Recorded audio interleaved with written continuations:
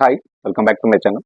This is for Chandru, మీ క్రియాంటెక్ 0508. So ఈరోజు మీరు తమిళ చూస్తారు కదా, మనకైతే డిఆర్డిఓలో అయితే మనకు బీఈ బీటెక్ వాళ్ళకు డైరెక్ట్ ఇంటర్వ్యూతో అయితే మనకు ఉద్యోగాలు అయితే ఉన్నాయి. సో దీని గురించి ఇప్పుడు నేను క్లియర్గా ఎక్స్ప్లెయిన్ చేస్తాను, details step by step. So మరి ఏ విధంగా అప్లికేషన్ చేయాలి, దాని క్వాలిఫికేషన్ ఏంటి, వాక్ ఇంటర్వ్యూ ఎప్పుడు ఉన్నాయి, సో ఉద్యోగాలు ఏంటి, అసలు ఏ విభాగాల్లో ఖాళీ అని చెప్పేసి ఇప్పుడు ఈ వీడియోలో క్లియర్గా ఎక్స్ప్లెయిన్ చేస్తా స్టెప్ బై స్టెప్. సో తప్పకుండా వీడియోని అయితే చివరి వరకు చూడండి. నచ్చితే కంపల్సరీ లైక్ చేయండి, షేర్ చేయండి, సబ్స్క్రైబ్ చేసుకోండి. అదేవిధంగా కొత్త వ్యూవర్స్ ఎవరైనా ఉంటే బెల్ ఐకాన్ క్లిక్ చేసుకోండి. సో డైరెక్ట్ అయితే మన వీడియోలోకి వెళ్ళిపోదాం. మన అప్లికేషన్ లింక్ కానీ నోటిఫికేషన్ లింక్ ఏమైనా ఉన్నా కానీ డిస్క్రిప్షన్లో ప్రొవైడ్ చేస్తాను, మీరు అక్కడి నుంచి అయితే ఫర్దర్గా మూవ్ అవ్వచ్చు. సో ఇప్పుడైతే మనం డైరెక్ట్ అయితే వీడియోలోకి వెళ్ళిపోదాం లేట్ చేయకుండా. సో చూసుకుంటే మనకు డైరెక్ట్ వాక్ ఇంటర్వ్యూ అనమాట. మనకు డిఆర్డిఓ సంబంధించినటువంటి సిఏడిఎస్ లో మనకు రీసెర్చ్ ఫెలో ఖాళీల భర్తీకి అయితే, అంటే ఫెలోషిప్ ఖాళీల భర్తీకి అయితే వీళ్ళు నోటిఫికేషన్ అయితే రిలీజ్ చేయడం అయితే జరిగింది. సో దానికి సంబంధించినటువంటి ఫుల్ డీటెయిల్ అయితే ఇప్పుడు చూద్దాం. సో చూసుకుంటే మనకు మీకు అందరికీ తెలుసు, డిఆర్డిఓ అనేది సెంట్రల్ గవర్నమెంట్ సంస్థ, అంటే కేంద్ర ప్రభుత్వ సంస్థ అనమాట. సో దానిలో మనకైతే ఉద్యోగం రావడం జరిగింది. So DRDO centre for airborne systems, DRDO CBS లో మనకైతే జూనియర్ రీసెర్చ్ ఫెలోషిప్ ఖాళీల భర్తీకి అయితే వీళ్ళు నోటిఫికేషన్ అయితే రిలీజ్ చేయడం అయితే జరిగింది. సో తప్పకుండా డీటెయిల్స్ చూసి తప్పకుండా ప్రతి ఒక్కరైతే అప్లికేషన్ అయితే చేసుకోండి. సో చూద్దాం మరి ఇలా ఏమేమి ఖాళీలు ఉన్నాయి, ఎవరు ఎలిజిబిలిటీ, ఏ విధంగా అప్లికేషన్ చేయాలనేది చూద్దాం.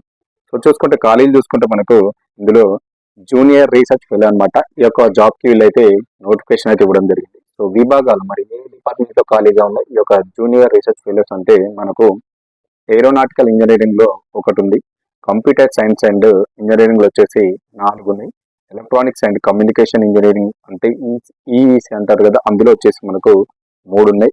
సో ఎలక్ట్రికల్ ఇంజనీరింగ్ లో ఒకటి ఉంది, మెకానికల్ ఇంజనీరింగ్ లో ఒక ఉద్యోగం. సో ఈ విధంగా మనకైతే విభాగాల్లో ఖాళీగా అయితే ఉండడం జరిగింది. డిఫరెంట్ విభాగాలు అనమాట, గుర్తుపెట్టుకోండి. ఇవన్నీ కూడా మనకు జూనియర్ రీసెర్చ్ ఫెలో జాబ్స్ అనమాట. సో వాటికి సంబంధించినటువంటి ఉద్యోగాలు డిఫరెంట్ విభాగాల్లో ఖాళీగా అయితే ఉండడం అయితే జరిగింది, గుర్తుపెట్టుకోండి. సో మరి దీనికి మనం అప్లికేషన్ చేయాలంటే మనకు ఉండాల్సినటువంటి క్వాలిఫికేషన్ చూసుకుంటే మనకు ఎలిజిబిలిటీ చూసుకుంటే గుర్తింపు పొందిన యూనివర్సిటీ నుంచి సంబంధిత విభాగంలో ఫస్ట్ డివిజన్ తో, గుర్తుపెట్టుకోండి ఇక్కడ ఫస్ట్ డివిజన్ అంటే ఫస్ట్ క్లాస్ తోటి మనకు బిఈ లేదా బీటెక్ ఉత్తీర్ణతో పాటు చెల్లుబాటు అయ్యే గేట్ స్కోర్ 2024 or 2025 అయితే కలిగి ఉండాలి. గుర్తుపెట్టుకోండి ఇక్కడ మీరు ఏదైనా యూనివర్సిటీ నుంచి బిఈ లేదా బీటెక్ అయితే పాస్ అయి ఉండాలి.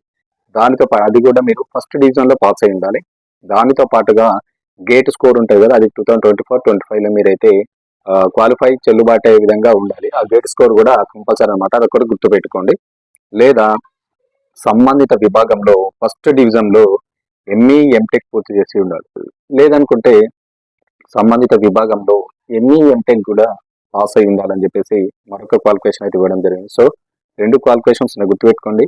బీఈ బీటెక్ ఫస్ట్ డివిజన్ లో పాస్ అయి ఉండాలి, అదేవిధంగా మీరు గేట్ స్కోర్ ఉండాలి 2024 లేదా 25. లేదనుకుంటే సంబంధిత విభాగంలో ఫస్ట్ డివిజన్ లో ఎంఈ లేదా ఎంటెక్ అయితే పూర్తి చేసి ఉండాలంటే పాస్ అయి ఉండాలి, గుర్తుపెట్టుకోండి. ఈ 2 క్వాలిఫికేషన్స్ అయితే మనకు మస్ట్ అండ్ షుడ్ మీరు యొక్క రీసెర్చ్ ఫెలో జాబ్స్ కి అప్లికేషన్ చేయాలి అంటే. సో గరిష్టంగా వయోపరిమితి మనకి ఏజ్ ఎంత వరకు ఉండొచ్చు ఈ యొక్క ఉద్యోగాలకు అప్లికేషన్ చేయాలంటే 28 ఏళ్ళు ఉండాలి, గుర్తుపెట్టుకోండి. 28 years అయితే మీకు ఉండాలి అప్లికేషన్ అయితే చేయాలంటే. ఇంకేమన్నా కేంద్ర ప్రభుత్వ నిబంధనల ప్రకారం సడలింపు ఉంటూ ఉంటుంది. ప్రజెంట్ అయితే ఇచ్చినటువంటి నోటిఫికేషన్ ప్రకారం మీకు 28 years ఉంటే సరిపోతుంది, గుర్తుపెట్టుకోండి. అప్లికేషన్ వచ్చేసి మనకు ఆన్లైన్ విధానంలో మీరు అయితే అప్లికేషన్ అయితే చేయాల్సి ఉంటుంది, ఆఫ్లైన్ అయితే గుర్తుపెట్టుకోండి. సో లాస్ట్ డేట్ చూసుకుంటే ఈ యొక్క ఉద్యోగాలకు మీరు అప్లికేషన్ చేయాలి అంటే February 22 మీరు లాస్ట్ డేట్ అనమాట ఈ యొక్క ఉద్యోగాలకు అప్లికేషన్ చేయడానికి, గుర్తుపెట్టుకోండి.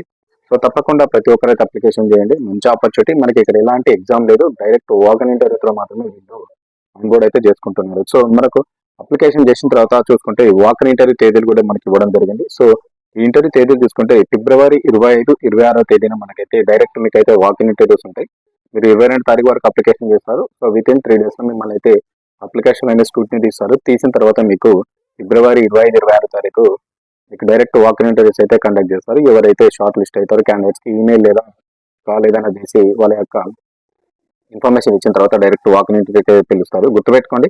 మంచి ఛాన్స్. డైరెక్ట్ మనం February 25 అప్లికేషన్ చేయడానికి February 25, 26 అనేది మనకు ఈ యొక్క వాక్-ఇన్ ఇంటర్వ్యూస్ అయితే కండక్ట్ చేస్తున్నారు. సో దీనికి సంబంధించినటువంటి ఫుల్ డీటెయిల్స్ మీకు కావాలి అనుకుంటే నేను వెబ్సైట్ లింక్ కూడా డిస్క్రిప్షన్ లో ప్రొవైడ్ చేస్తాను, అప్లికేషన్ లింక్ కూడా.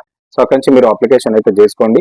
ఈ యొక్క ఇంటర్వ్యూకి అయితే అటెండ్ అవ్వండి. ఇక్కడ ఓన్లీ మనకు మెరిట్ బేస్ మీద వాక్ ఇంటర్వ్యూతో మాత్రమే ఆన్బోర్డ్ చేసుకుంటున్నారు. ఎలాంటి ఎగ్జామ్ అయితే లేదు. సో తప్పకుండా ప్రతి ఒక్కరు అప్లికేషన్ చేయండి. కేంద్ర ప్రభుత్వ రంగ సంస్థ అయినటువంటి DRDO అనుబంధ సంస్థలు కాబట్టి ప్రతి ఒక్కరు కూడా అప్లికేషన్ చేయండి. అస్సలు మిస్ అవ్వకండి. మంచి ఛాన్స్ అనమాట. ఎవరైతే బీటెక్ చేసిన వాళ్ళు, అదేవిధంగా ఎంటెక్ చేసిన వాళ్ళకు గుడ్ ఆపర్చునిటీ అనమాట. సో ఇది ఈ రోజు మంచి సెంట్రల్ గవర్నమెంట్ సంస్థ అయినటువంటి DRDO అనుబంధ సంస్థలు మనకైతే రీసెర్చ్ ఫెలో జాబ్స్ కి నోటిఫికేషన్ అయితే రావడం జరిగింది. సో డీటెయిల్స్ అన్ని మీకు ప్రొవైడ్ చేశాను. సో తప్పకుండా అప్లికేషన్ చేయండి. ఇన్ఫర్మేషన్ అండ్ వీడియో నచ్చితే కంపల్సరీ మీ కామెంట్ రూపంలో తెలియజేయండి. మీకు ఎలాంటి జాబ్స్ కావాలో కూడా కామెంట్ రూపంలో తెలియజేయండి. సో తప్పకుండా ఛానల్ని సబ్స్క్రైబ్ చేసుకొని నాకు సపోర్ట్ చేయండి. Thank you very much.